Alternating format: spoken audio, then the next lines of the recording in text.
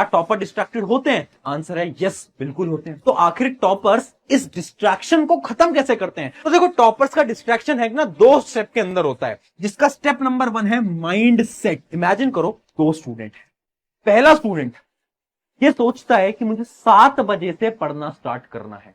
अब हुआ क्या कि वो मोबाइल में कुछ गेम वगैरह खेल रहा था और वो 7 बजे से 7:15 पे उसे याद आता है कि उसे तो पढ़ाई करनी थी।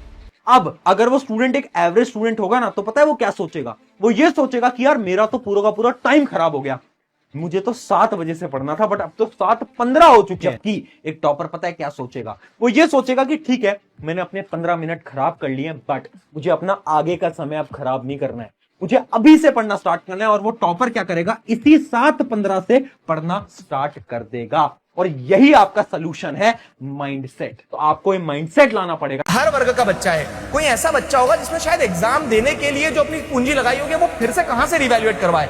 वो जो 75% वाली आप बात कर रहे हो, ऐसे कई बच्चे जिनसे बात करिए जिनका मेंस क्वालिफाई हो गया है, जेई का मेंस क्वालिफाई हो गया, उसकी आप काबिलियत पे शक नहीं कर सकते, वो सक्षम है, लेकिन उसके 75% नहीं बने और वो बच्चा कह रहा है कि उसे पूरी उम्मीद थी कि उसके बन सकते हैं, उसने मेंस क्वालिफाई करा, मेहनत करी है, लेकिन अब ये सिस्टम के ग्लिच के कारण अगर वो रह गया है तो उसके पास क्या ऑप्शन है? रीवैल्यूएशन में नहीं बढ़े तो, अगर रीवैल्यूएशन के बाद भी उसके नंबर 75 तक नहीं पहुंचे तो उसका तो साल खराब हो गया ना। तो ये दिक्कतें हैं। तो मतलब वो क्वालिफाई होकर भी नहीं हो पाएगा, होकर भी नहीं हो पाएगा। पहला स्टेप, हमें इस ब्रेन को हैक करना होगा। हैक कैसे करेंगे? ध्यान से सुनना। फियर ऑफ पास्ट को खत्म करके, ये जो ब्रेन है ना, ये आपके पास्ट पे चलता है। इस ब्रेन के पास ना इंफॉर्मेशन, तुम्हारी इंफॉर्मेशन, शायद तुम 8th क्लास 9th क्लास के अंदर अच्छा स्कोर नहीं कर पाएगे, है ना, इस वजह से तुम्हें ये लगता है कि मैं तो कभी टॉपर ही नहीं बन सकता। इसी की वजह से ब्रेन तुम्हें ट्रैप करता रहता है, तुम्हें फंसाता रहता है, तुमसे बोलता रहता है अरे तुझसे नहीं हो पाएगा, अरे तुझसे नहीं हो पाएगा। तुम मेरी मोटिवेशन वीडियो देखोगे, अभी मोटिवेट हो जाओगे, पर 2-3 दिन बाद भाई क्यों? ये ब्रेन। तो अगर इस ब्रेन को हैक करना है, इस ब्रेन को अपने कंट्रोल में लाना है, सबसे पहले फियर ऑफ पास्ट को हटा दो। अगर तुम्हें ऐसा लग रहा है कि तुम बस थ्योरी पढ़ लोगे, काम हो जाएगा, कोई फायदा नहीं।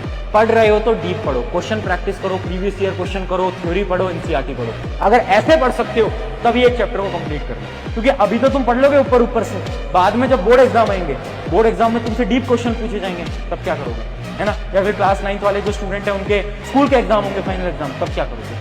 तो इस वजह से अभी से ही डीप स्टडी करनी है ना?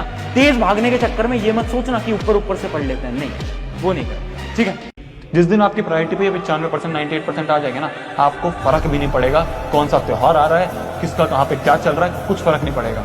जब आपका वो दिमाग में सेट होगा, मन होगा आपका उसको उखाड़ने का, उतने परसेंटेज लाने का, त्याग देने नहीं होती है कुछ चीजें बिल्कुल त्याग। और भैया हमने सुना है भैया 10वीं के मार्क्स मैटर नहीं करते, भैया 11वीं के 12वीं के मार्क्स मैटर नहीं करते हैं। बिल्कुल करते हैं। ये वो लोग बोल रहे हैं जिनके नहीं आए हैं।